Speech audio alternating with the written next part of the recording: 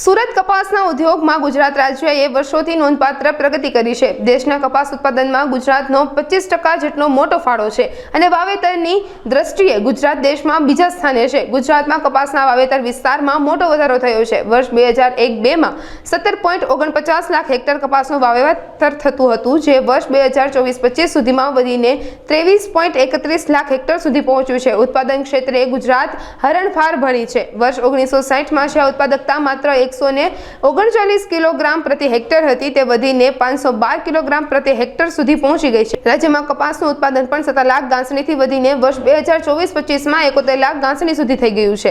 કૃષિ વિસ્તારમાં અગ્રેસર ગુજરાત બીટી શંકર જાતો વિકસાવવા અને તેની માન્યતા મેળવવા માટે પણ દેશભરમાં મોખરે રહ્યું છે। કપાસના ઉત્પાદનોની પ્રગતિ દેશના ટેક્સટાઇલ ઉદ્યોગ માટે પાયાનો આધાર બની રહી છે। જયેશ દલાલ ખેડૂત આગેવાન 7મી ઓક્ટોબર સમગ્ર વિશ્વ કપાસ દિવસ તરીકે ઉજવે છે।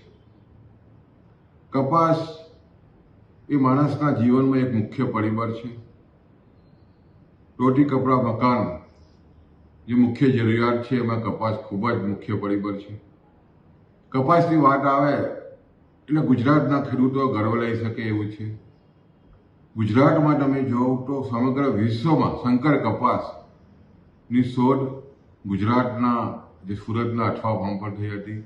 આપણા માટે ગર્વ કરી શકાય।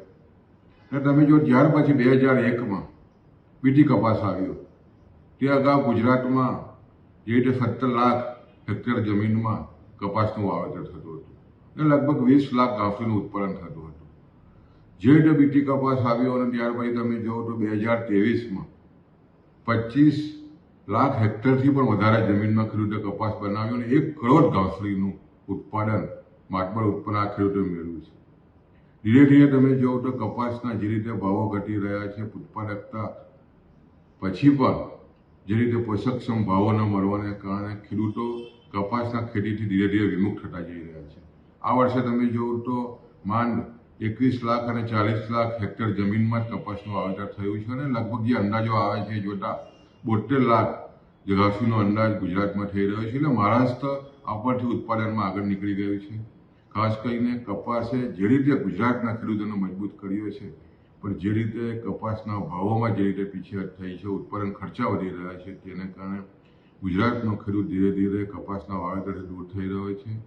આજના કપાસ દિવસ માટે તમામ નાગરિકોને, ખાસ કરીને ખેડૂતોને ખૂબ ખૂબ કપાસ દિવસની શુભેચ્છા વ્યક્ત કરું છું।